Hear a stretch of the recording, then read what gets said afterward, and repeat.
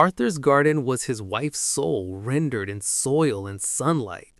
Eleanor had been the one with the gift, coaxing life from stubborn earth, painting the seasons in petals and leaves. Now, a year after she was gone, the garden was a reflection of his own heart, overgrown, choked with weeds and silent. The roses, once her pride, were tangled, thorny skeletons.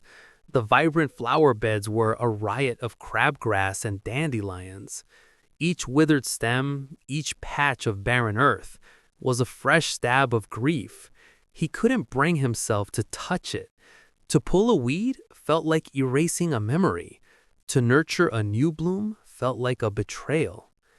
He lived in a gray world, the color bleached from his life along with Eleanor's laughter. His days were a routine of quiet emptiness. He'd sit by the kitchen window, staring out at the decay, the garden a sprawling monument to his loss. It was more than just a piece of land. It was the last living thing they had built together, and he was letting it die. He thought that by preserving its state of neglect, he was somehow holding on to her, but in reality he was just burying himself beside her.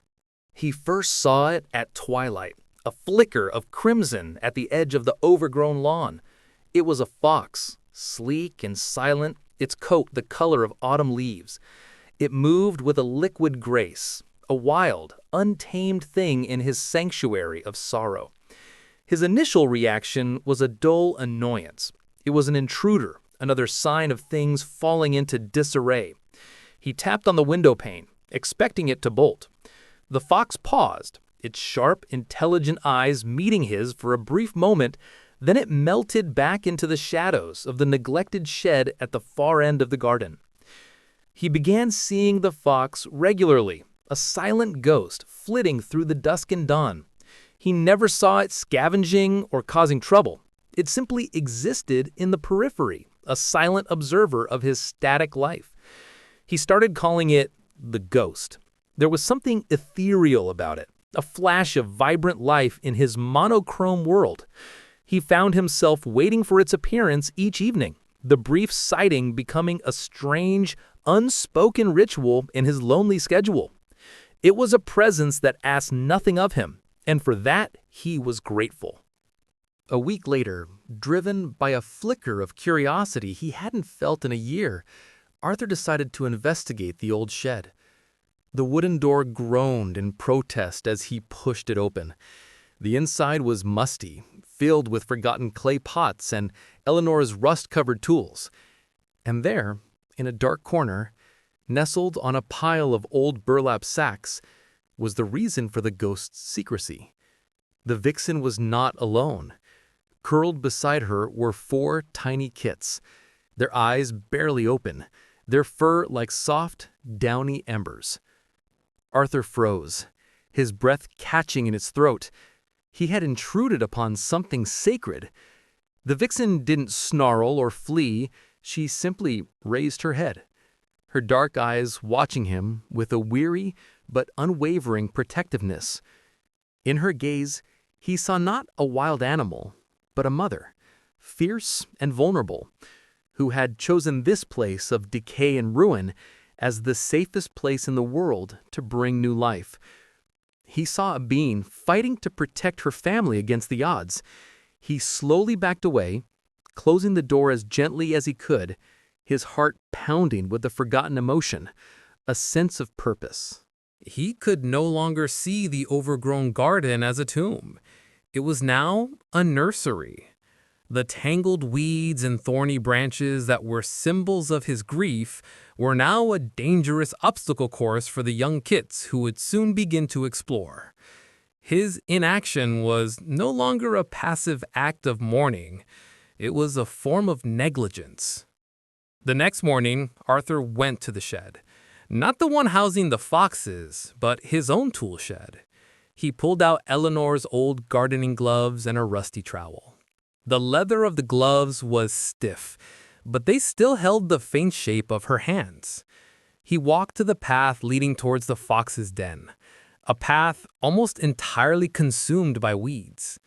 His joints ached as he knelt, the damp earth cold against his knees. He hesitated, the trowel feeling alien in his hand. Then he thought of the 4 tiny, fragile lives hidden in the darkness, and he plunged the tool into the soil. He pulled out the first weed, and then another. It was agonizing, back-breaking work. Each weed a memory confronted, each clear patch of soil a step into a future he hadn't wanted to face. He wasn't just clearing a path for the foxes, he was clearing one for himself. Days turned into weeks.